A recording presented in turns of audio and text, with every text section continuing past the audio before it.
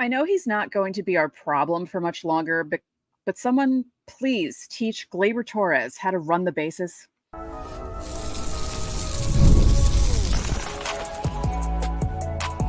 You are Locked On Yankees, your daily New York Yankees podcast. Part of the Locked On Podcast Network, your team every day. Welcome to a live edition of Locked On Yankees, which is part of the Locked On Podcast Network, your team every day. Thank you for making us your first listen every day. I'm one of your hosts, Stacey. This episode is brought to you by Booking.com. Booking.com, yeah. The right stay can make you a fan of any city, even your baseball rivals. Book today on Booking.com, the official accommodation partner of Major League Baseball. Get the Booking.com app today. With me, as always, is my co-host, Brian McKeon. Brian, no celebration, womp womp. No, one game, 5 to go. Just got to win one of them. Yeah, it should be easy, but who knows? Before we get started, don't forget, subscribe to the podcast on whichever podcasting platform you prefer. Subscribe to our channel on YouTube, like our videos, hit the bell so you're notified whenever our videos go live. So on today's show, we'll preview Game 2 between the Yankees and the Orioles. Can the Yankees clinch then? We'll find out. We will take a look at the wild card for both leagues because both leagues are interesting right now. We're in the last, home stretch of the season, so we might as well talk about the whole league. But first, let's discuss the game. We were doing these shows live because we figured, okay, if they clinch, we can be live and it'll be fun. This isn't so fun. No, classic mistakes. It feels like what's crazy is yesterday's show, we were talking about how major mistakes can happen in these games. And it comes down to one little play, one base running mistake, one, dropped pop fly, anything that can change an entire series, an entire game, an entire season, especially at this time of year. And you saw that play in a microcosm in this game right in front of you. Gleyber Torres, that base running error. And it's so funny, too, because Gleyber Torres has played, really, in a way, changed the narrative of his season, right? Everyone was talking about how the errors were a big deal and the hitting was a big deal. And everybody was upset with Gleyber Torres. And then all of a sudden you turn around and the last month and a half, while the Yankees have been playing really well, he's been playing really well. And he's been in the leadoff spot every day and he's been hitting really, really well. And then all of a sudden, Stacey, he makes a play like this and it reminds you about the pains that Gleyber Torres comes with Gleyber Torres. A play that can't happen, a play that specifically can't happen when Aaron Judge is the next hitter with 2 outs. I understand being aggressive with 2 outs. Totally understand. In that spot when Judge is the next hitter, listen, I would have no problem with Gleyber Torres getting thrown out at third base right there, or I guess going back to third base. No problem with him getting thrown out if Alex Verdugo is the next hitter. No issues. Right. Aaron Judge being the next hitter with already hitting a home run that night, you just can't. You can't let that happen. And that's, regular season game, you got 5 games to go. You need to win one of them or have the Orioles lose one of them for the Yankees to, not win the division at this point. I will say this, though. That play happens in Game 2 of the ALDS, changes an entire series. Yes. Yeah. You lose if the Yankees had won Game 1 of the ALDS, let's just say, and then you lose this game, and this is Game 2, and now you're going back on the road for 3 and 4. Changes the entire outcome of a series. Yep. So those are the little kind of things that especially too, it's not even just getting thrown on the base paths there and what that means. How about the fact that, that's a momentum killer? Because Judge can come up in the next at bat and walk and load the bases. But then you don't know we don't know what Wells is going to do next, right? I mean, you start that train of guys hitting and hitting and hitting, and it becomes contagious. You don't want to stop the train where you stopped it at 2. So there's a lot of, different maneuvers here that really go into the whole thing. And you just can't let plays like that happen in big spots. You just can't. And it's just disappointing because Gleyber had a great game other than that play. He had 3 hits, Yeah. And he looks great at the plate. As you said, he's been hitting well over the last month and a half. He's hitting over 400 in the first inning as the leadoff hitter. And he did it again today. Tuesday. And it's so disappointing when a play like that that's what you're going to think of. You're not going to think of the fact that Gleyber Torres had 3 hits and he helped you're right. start that rally. You're going to think of that play because it completely changed the momentum of the game. And the Yankees could have come back and won that game in exciting fashion when you're thinking, oh man, it's 4-1. They haven't been hitting all game. Here we go. Yeah. It needs to be stated too. And I want to get your opinion on this too, because I think it needs to be stated. What was your feeling when, it's one of those, it's a different feeling in the air when you wake up on there's a game like this today, right? A playoff game, something like that. You feel a little different out, right? And you're anticipating throughout the entire day when the lineup finally comes out. And then you see the lineup come out and you read through it and you read the start of the lineup at the first, 5-6 hitters and you're like, okay, this is a really, really solid lineup. And then you get to the end of it and Alex Verdugo is in left field. Now I know game 2 will be bigger and game 3 will be bigger, but as of now, game 1 of this series was the biggest game of the season. But bar none, the most important game of the season. And Alex Verdugo is in left field instead of Jason Dominguez. Mm-hmm. What's your take on it? What's your feel on it? And what level of annoyed are you? Because I know you have to be. I'm very annoyed. I say this all the time, and I know people think I'm weird when I say this, but sometimes I read the lineup and I automatically know they're not winning the game. I just knew it going into the game, just looking at I was so deflated when I saw Verdugo's name there. I thought, what is Boone doing? Why is he doing this? And it's also, we joke about this all the time. Dean Kremer coming into the game with his 4.19 ERA. What do we say all the time? The guys with ERAs of between 4 and 5 are the Yankees' kryptonite. The scouting report during the game, teams have been hitting his fastball. What do the Yankees do against his fastball? 0 for 8, I think it was in this game. 1 for 8, something crazy like that. But looking at the lineup, I was deflated going into the game. I wasn't even excited about it. And I know that sounds ridiculous, but it's so disappointing that they just keep running him out there. And he hits into that double play in the 5th inning. And I just think, there you go. It's not just momentum killers like the Gleyber Torres play that kill you too. It's plays like the Verdugo hit, right? Where it's runners on first and second and you haven't developed any offense other than the Judge home run in the entire game. And you have a chance really to get yourself back in this game and tie the game. You don't know what's going to happen. Like, you don't know if that home run is hit in the 8th inning, which, by the way, for Cautious, what a moonshot. Oh my God. He hit it almost out of the bleachers. I haven't seen a ball hit that far in Yankee Stadium in a really long time. Yeah. But regardless, you don't know if that home run gets hit. You don't know what his mindset going into that bat is if it's a tie game. Because if that game's a tie game, who knows? Yankees have a 1-run lead. He might not be going up there swinging freely. He's going up there swinging freely because the Orioles have a lead and he can take a big hack, right? However, if they're down a run and the Yankees are up 3-2 in that spot, and he might be going up there just trying to make solid contact, just trying to put the ball in play, just trying to drive the ball. He might not be looking home run in that spot. He might not be swinging freely. He might not be swinging first pitch. There's a million things you got to think of that change an entire outcome of the game. And runners on first and second in that spot when you've been trying really hard all game and really failing to get any runs in. And Alex Verdugo with just an unbelievably lazy at-bat in that spot. Every swing he takes in big moments too, the swings feel lazy. Like he's not in the at-bat, right? It's like he's just up there. I know his hitting numbers have been better over the last month, but I mean, give it the eye test, guys. We've all watched. I mean, it's not like this guy's killing it lately. Well, it's just I don't understand how you call Dominguez up and how he can be as hot as he's been, and in the biggest game of the year, sit him. It doesn't make any sense to me. And Stacey, to me, it gets more and more real. I don't know if Dominguez makes this roster. I really don't. Definitely not. No, I think tonight proved that he's not.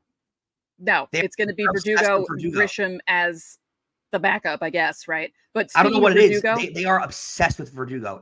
And Cashman's always got these guys, and Boone gets them too, with these players that he just gets obsessed with. And you know what it was the last couple of years?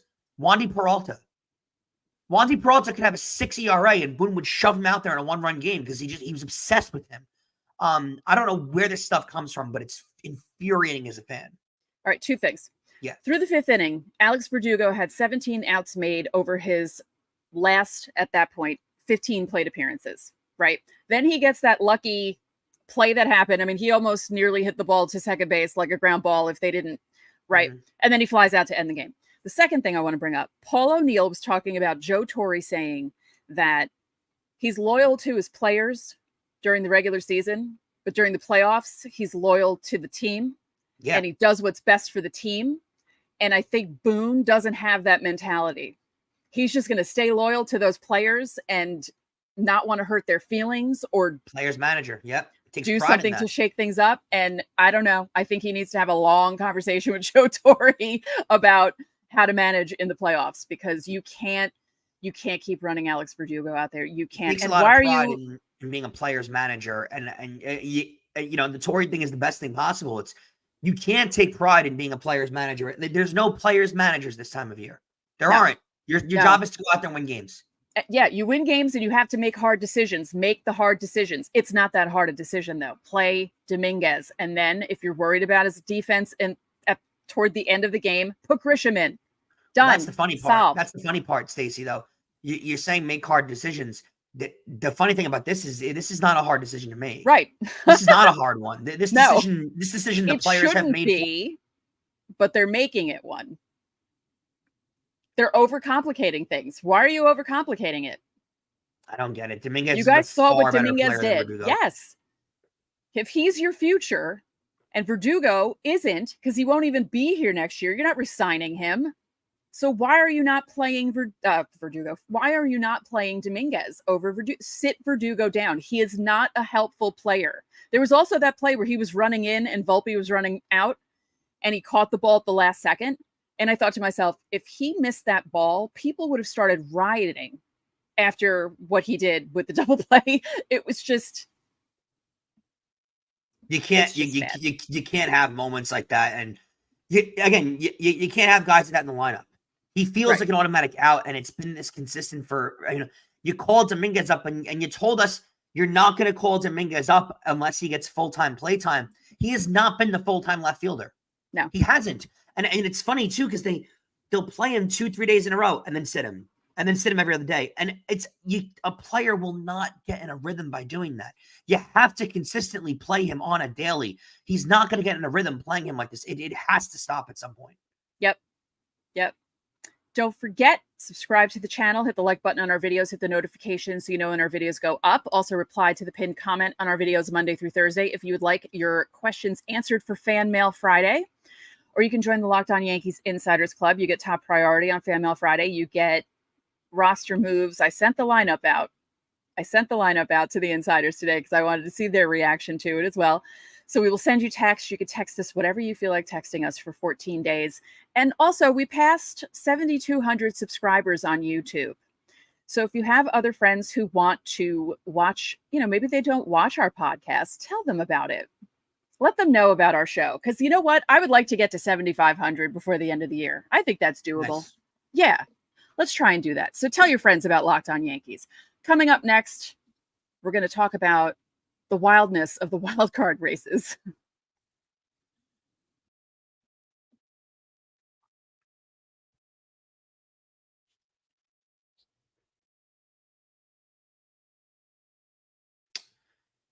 This episode of Locked On Yankees is brought to you by Booking.com. Booking.com, Yeah, you could explore those U.S. cities that you've always secretly wanted to learn about, all the best baseball cities in the country, right? San Diego, St. Louis. There's so many to name that you can check out with Booking.com. With hotels, bed and breakfast, vacation rentals, resorts, and so much more on Booking.com, you might just find your perfect stay, even in your baseball team's rival city in the postseason. Maybe it's time to get a taste test for your baseball's competition stadium cuisine.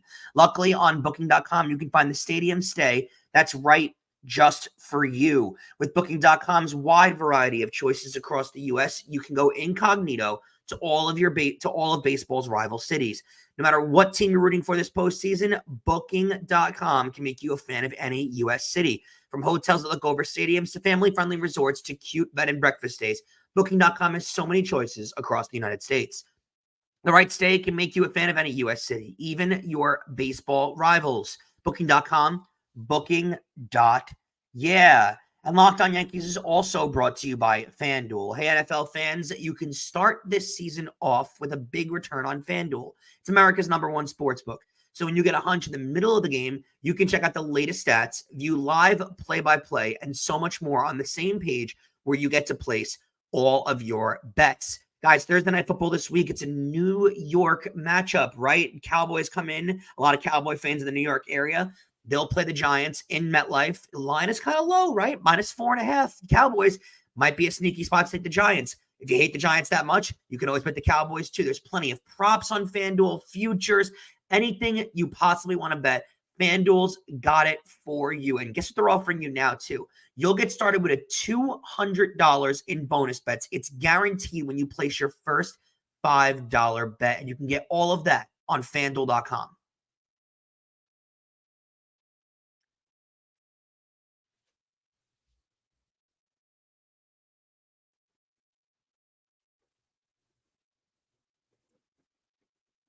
Welcome back to Locked On Yankees. Don't forget that you can catch every pitch of the Yankees hometown broadcast with SiriusXM. Just download the SXM app and search the word Yankees. Stacey, we're live currently, so the standings could be a little adjusted by the time the show ends. But for the most part, the important games that we're worrying about have all been completed as of now. And it really is fascinating when baseball gets into this mode of the season. And for some reason, and it's why it's the best sport, because you play 162 games throughout the entire year. We started this season last winter. Now we're here in the fall of later that year. And yet still the standings are coming down to a few games. It's insane how close it becomes. And if you look at the standings now, we'll start out in the American League because that's what makes the most sense. And it's what league the Yankees are in.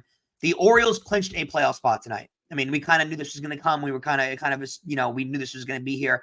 And that really starts off the wild card standings. After that, the Kansas City Royals won their game tonight, 1-0 in Washington. So Washington, this team that can't pitch and has a terrible ERA all year, 1-0 in 10 innings, the Royals get a win. It's their first win in 7 games. So they needed it desperately more than anything. And we did say on yesterday's show, the Royals pretty much need to sweep, right? Because they got to sweep the series. And the killer here, Minnesota loses. And they've also been a team that's been, tank falling too. So when you look at both of these teams, Minnesota losing, Kansas City winning does a lot for the standings. And, if you look at the rest of the league too, with what's going on, Detroit, it seems like they're a team that just doesn't ever lose at this point, right? I mean, the Detroit Tigers have been so hot all year. Finishing up the year here against Tampa Bay. They win again 2-1. Skubal has a great game. It just feels like Detroit's got that mojo at the right time, right place. There's no way they're going to miss at this point, right? With where the standings are at, with, now Detroit finds themselves over a game above. They're now 2 games over Minnesota with 5 to go. They're tied with Kansas City. That is a huge spot for both of these teams. I don't think Minnesota gets in at this point. I really don't. Yeah, not with the way they're playing. The Tigers feel similar to, I think we said it the other day, to the Diamondbacks last year. Yeah, they just don't lose. They don't lose. They don't care. They're just going out and playing because no one expected them to do this. And that's probably what's making it so free and easy for them, because they're just going out there and being like, all right, let's just play our game. And it's really working for them. It's amazing to see that turnaround. There's a lot of value and you see it across all sports. It's not really just in baseball, but a lot of value to the young team that doesn't know the pain of losing and just goes out there and plays freely. And you know what team did that? The 2017 Yankees. Yeah, that's what it was. It was just this dumb, free. We don't even know what it's like to lose. We don't want to find out what it's like to lose. We're just gonna go out there and play. None of this matters. You getting that sense out of the Detroit Tigers. Skubal's gonna win the AL Cy Young Award. He's been that good for them. It's just seeing a team like this. I mean, Stacey, again, we mentioned it last night, but I mentioned it again. They were 10 games out of it in mid-August. 10. And now they're 2 up on the Twins. Now, again, the other teams in the wild card have definitely assisted, right? I mean, Minnesota has completely fallen flat on their face. But overall, if you're Detroit, I mean, if you're a Tigers fan, you got to be proud of the way the season's gone in general. right? It doesn't even matter. Just in general, you got to be proud of it. Really is incredible stuff. Yeah, I follow some Tigers fans on Twitter, and I was watching them going crazy during the game on Tuesday afternoon. And it's fun to see fan bases of teams that didn't expect their team to do much. I mean, honestly, the Mets, it's the same thing. Yeah. They weren't expected to, like, especially with the way they started, they weren't expecting them to do anything. And the Grimace thing was fun for a while, but then it became, maybe the team is actually better than people think. And it's not just this weird Grimace thing. They're just putting everything together and playing better. It's the same thing. You look at the rest of the American League, Houston clinches the division. Not that this was really ever in doubt, but they're now officially 5 games up on Seattle with 5 to play. And let's look at the rest of this too, because the Cleveland Guardians won. They're now 91-67. They're a game behind the Yankees at 92-65. Why is this significant? That is for the top seed in the American League. Now Cleveland did clinch a bye by going today's game. It looks like the Yankees, as long as they win the division, they'll be fine, because Houston, I'm pretty sure, mathematically, Houston can't catch the Yankees. So they're going to be fine, and they're going to have the 1 or the 2 seed as long as they win the American League East. That is going to be huge for the Yankees, but you do want to beat Cleveland. Again, Cleveland's one of those teams. We discussed it earlier in the year, and it's worth re-mentioning. Young team, often built on good pitching, big-time rival, and like hostile environments in the postseason matter so much to teams like that. To young teams, that is such a hard thing to go through. Playing in a hostile environment in the Bronx where, like it or not, fans are screaming things. They're screaming obscenities. They're throwing things into the bullpen. Do we love it? No. But it makes it infinitely tougher to play in those environments. Do I agree with it? No. But that is a thing that's synonymous with New York sports fans, the same way Philadelphia is the exact same way, and Boston can be the same exact way. I'll prove it to you this way. In Boston, the wild card game a few years ago, when Gerrit Cole pitched in that game, right before that game started, because the bullpen is right there, Red Sox fans were all over that bullpen screaming everything imaginable at Gerrit Cole. And whether I agree with it or not is kind of irrelevant. It still gets into the player's head. It does. They're human beings. So when guys are screaming things about Gerrit Cole's wife, and is it appropriate? No. But they are people, baseball players. And it worked. Did it not? Gerrit Cole had by far his worst ever playoff start, even though he wasn't as bad as it wound up being portrayed later on. By far his worst playoff start. Yankees lost that game, and their season was over. And the Red Sox went on a crazy run from there on. Yankee fans do very similar things when players are warming up in the outfield. I have bleacher seats in the playoffs, so I see, I hear it, I see it. It is a thing. It does get in these guys' heads. It is a thing. When you play a young team like a Cleveland, like a Kansas City, like a Baltimore, those things get in these players' heads. It just does. And whether you like to see it or not, whether you want to see your team doing it or not, that is very helpful in a game 1 or a game 2 to get off to a big series lead when a guy is coming in shaking in his boots because he was angry or nervous or there's 60,000 people screaming in his direction. It's a lot different when you're at home on your own mound where you're comfortable, sleeping in your own bed, driving your own car to the game. Take these guys out of their routine. When you take younger players out of their routine, it means a lot more. I think getting the number 1 seed is absolutely pivotal for this team, especially because they're going to lose despite this manager. They're going to win or lose despite this manager. They just are. So you got to take every possible measure to give yourself an advantage. I think home field is such a huge measure going forward. I don't know. They're better on the road this year. They have 50 wins on the road. They are, but it means so. But home field just means so much more. We'll see. We'll see. Should we briefly talk about the Mets and the Braves? Because that's a big series. Yeah, absolutely. So Philadelphia clinches the division last night. The Mets and the Braves are the 2 teams left. Chicago's eliminated. Milwaukee clinched their division. Los Angeles, San Diego, and Arizona, it's pretty much a fait accompli that they're going to clinch the wild card within the next few days. The Mets and the Braves played, and the Mets lose the game 5-1. They really weren't competitive until Vientos homered in the 7th inning. Does this feel like a yearly thing or an every other year thing where the Mets are going to lose a really big series to the Braves in the second to last series of the year? It just feels like that because Stacey, I mean, it's not over yet. Don't get me wrong. But the Mets got to, they got to play Milwaukee in the last series of the year. And now Milwaukee does have everything clinched up. So there's a good chance Milwaukee sits guys, starts minor leaguers in the games, sure. But you don't want to lose game one of that series when, you got to take 2 out of 3, at least one of the 3. The pressure starts to mount now. It just does. Yeah. Plus you're in Atlanta. So you have 2 away series to end the year. You're fighting for playoff spot. Yeah. I mean, And but a lot of those guys were on the Mets team from 2 years ago. And we know the Mets team still made the playoffs. They embarrassed themselves a week later in the playoffs, but they still didn't make the playoffs that year. Yeah. Those guys remember that, and that's going to get in their heads. It just is. That's how sports works, right? Like, you lose game 1 of that Atlanta series, you immediately start to think, uh-oh, we know what happened here 2 years ago. And now if they lose game 2, watch what gets back into your head. Again, if you're a Mets fan, though, you only got to take 1 of these games. Yeah. So you just got to go into it tomorrow with the exact same mindset of just got to get 1. Just got to get 1. It is a huge deal for them, though, especially going up against Atlanta. You can't underestimate how big a win it'd be.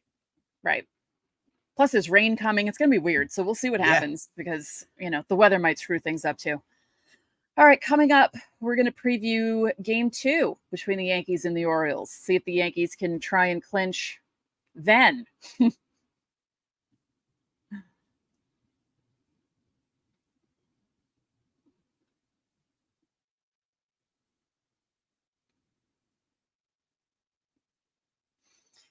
you love going to live events? If you do, there's something about the energy of being there in person that's unbeatable, especially as Brian spoke about previously at Yankee Stadium in the playoffs. There really is nothing like it. And I don't care what people say, the new stadium is just as good as the old stadium. And with Game Time, it's never been easier to get the best tickets. They have a new feature. It's called Game Time Picks. Does all the hard work for you. So instead of searching through thousands of tickets, Game Time Picks filters out the fluff, shows you only the absolute best deals on great seats. They also have a super deal, which is absolutely fantastic. I actually saw some really good deals on tickets that I didn't think I could afford, but Game Time helped that out. It also breaks things down into different tiers. So if you want a premium experience, you can do that. Or if you want the best bang for your buck, and it's all right there. And if you've never been to Yankee Stadium and you want to see where your seat is, there's a panoramic view, so you can check that out when you get your ticket. And if that wasn't enough, there's an all-in pricing feature. You just toggle on it, shows you the full price up front. There's no surprises at checkout. Plus, they offer the lowest price guaranteed. So if you find a better deal somewhere else, Game Time will give you 110% of the difference. So take the guesswork out of buying tickets with Game Time. Download the Game Time app, create an account, and use code LOCKEDONMLB for $20 off your first purchase. Terms apply. Again, create an account and use code LOCKEDONMLB. That's LOCKEDONMLB for $20 off. Download Game Time today. What time is it? Game Time.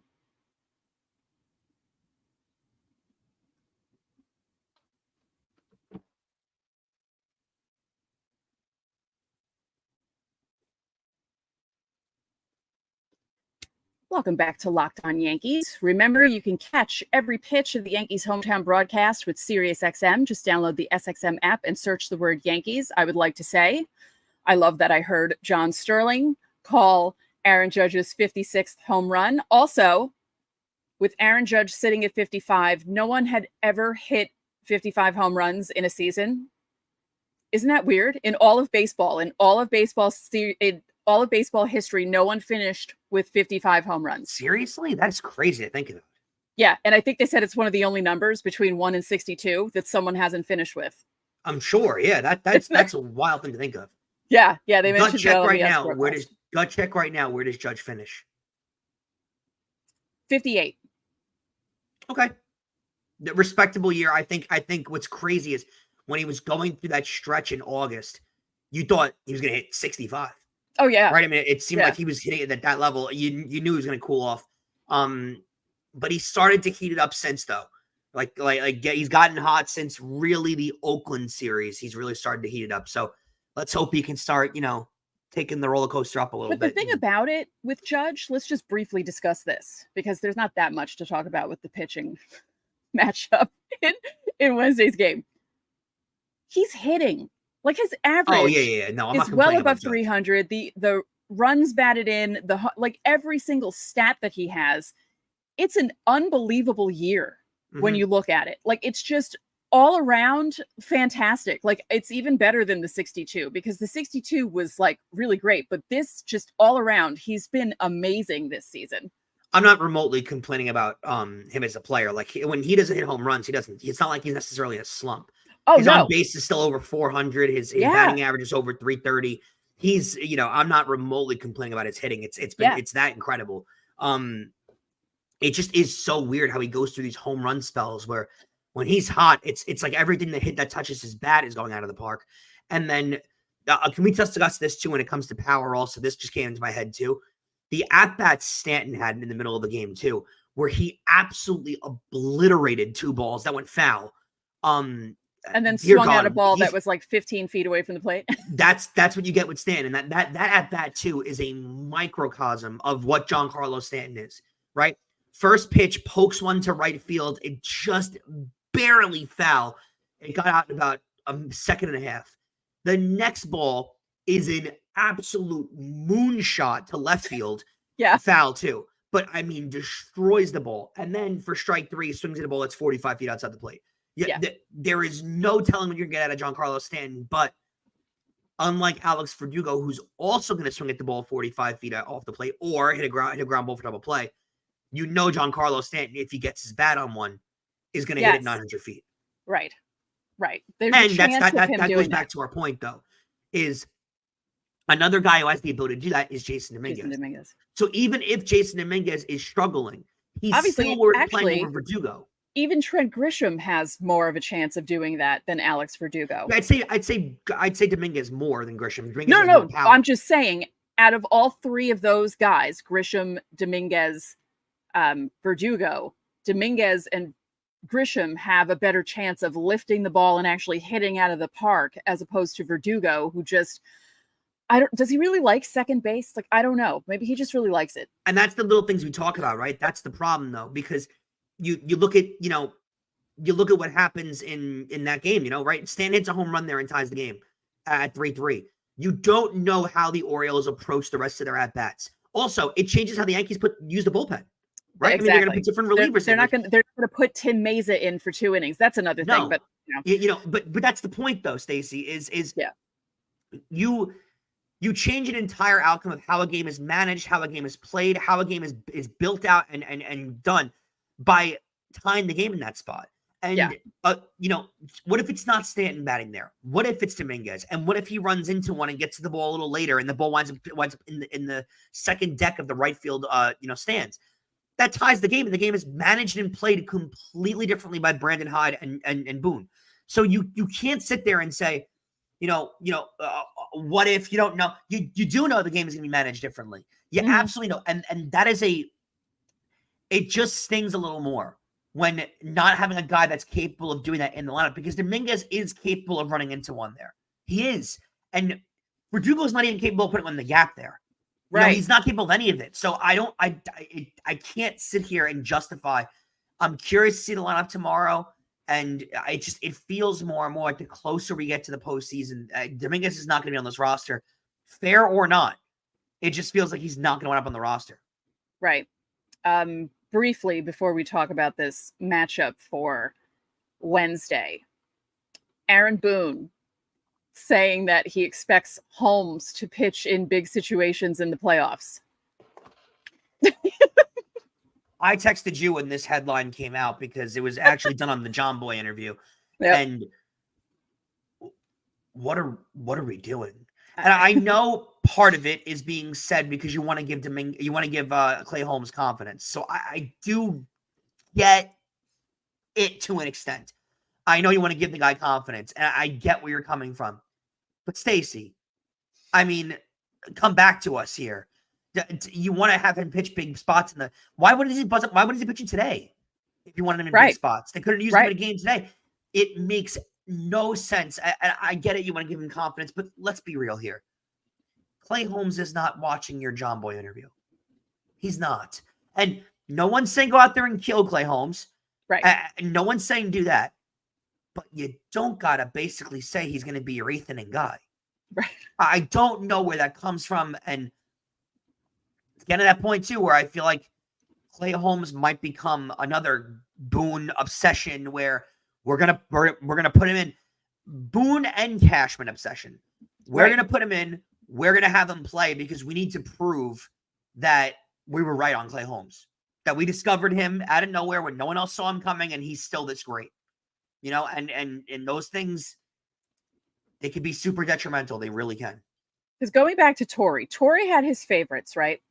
In the beginning of his tenure, he would run guys into the ground, but they were good when he did it. You know what I mean? But then toward the end of his time with the Yankees, he was running certain guys out that were just not performing as well. And there was, Felix Heredia, right? In 04 and I think 05. And I used to joke, I used to ask if maybe he had incriminating photographs of Joe Torre that, they didn't want to get out, because why did they insist on bringing him into games at certain points? Boone is still at that point where he just wants to get these guys in and kind of build their it's September. As the show goes up, it's the 24th, but it's going to be up all of the 25th. It's September 25th. The playoffs start next week. What are we doing here? You had all these months to develop these relationships. At this point in time, winning is the most important thing. And Clay Holmes had all these months to work on things, and it's not working. So let's not put him into a position where Yankee fans are going to boo him out of the stadium. Don't do it, Boone. Not a winning player. No. So, game 2 on Wednesday. Zach Eflin against Nestor Cortes. Their big trade acquisition, one of them, the Orioles, he's been really good for them. And in a sort of way, when they were faltering, he's kind of been their stopgap throughout their rotation of giving them a really solid start. ERA's in the 3s, though. So Yankees get a little lucky there, not in the 4s. Hey, maybe the Yankees can hit him because it's a 3.53. And let's see what Nestor. He's had a couple good starts since he was really aggravated. Maybe he's cooled off a little bit, but he does pitch better in the Bronx. So this is going to be a very fascinating start for Nestor. Yeah, I think so too. And I think he's going into it knowing that the Yankees need to win to clinch. They want to clinch at home. They would like to clinch over their closest rivals, the ones that they were fighting with up until this past week. So I think that this will be my bold prediction. I think Nestor will be up to the task on Wednesday. Let's hope so. It's his last start of the year, that's for sure. Yeah. Now let's quickly, because hi guys, it's a live show. We haven't even spoken to you guys. Hi, how's everyone doing? I'm so sorry. I don't know about that, Finja. No disrespect, but my dead grandma could manage better than Boone. Yeah, I'm not sure. I'm not sure about that. I'm not sure. But I think my mother, who's 77 and only watches baseball because I do, maybe could manage better than Boone. Maybe in some situations. Possible. It is frustrating. It's just beyond frustrating, but nothing we can do about it, right? You can't be angry at the whole thing because he's still a manager. Regardless of whether you be angry or not. We know we're going to watch and he's going to be the manager. Yep, there's nothing we can do about it. And the Yankees won't do anything about it because they've had chances to do something about it. And instead of doing something good about it, they gave him an extension instead. So that shows you where they are. And they've made their bed. Now time to lie in it. And where we're going to be. So one more win to clinch the division. I think they do it on Wednesday. Let's hope. Let's hope. One more time. You can patch. You can catch every pitch of the Yankees hometown broadcast with SiriusXM. Just download the SXM app and search the word Yankees. Again, John Sterling doing every game from here on out, including the playoffs now. So he's back in it. Thank you for making Locked On Yankees your first listen today. Although technically, if you're listening right now, we're probably not your first, but thank you because it's 11:24 p.m. Now go check out the Locked On MLB podcast. Prepare for the Fall Classic with Sully, who has it all covered for you every single day. The link to Locked On MLB is in the description. You don't need to search. It's part of the Locked On Podcast Network, your team every day. And make sure you check out the Locked On Yankees postcast right here on the Locked On Yankees podcast feed, audio version, as well as streaming on the Locked On Sports New York YouTube channel. You get rapid reaction to all the biggest moments with the Locked On Yankees postcast. So that'll do it for this live edition of Locked On Yankees. And by the way, we'll be going live tomorrow as well, because we're going live until they clinch. So since they didn't tonight, We're going to do it again tomorrow. So I'm Stacey Gotsoulias. And I'm Brian McKeon. We will catch you guys tomorrow. Yes, we will.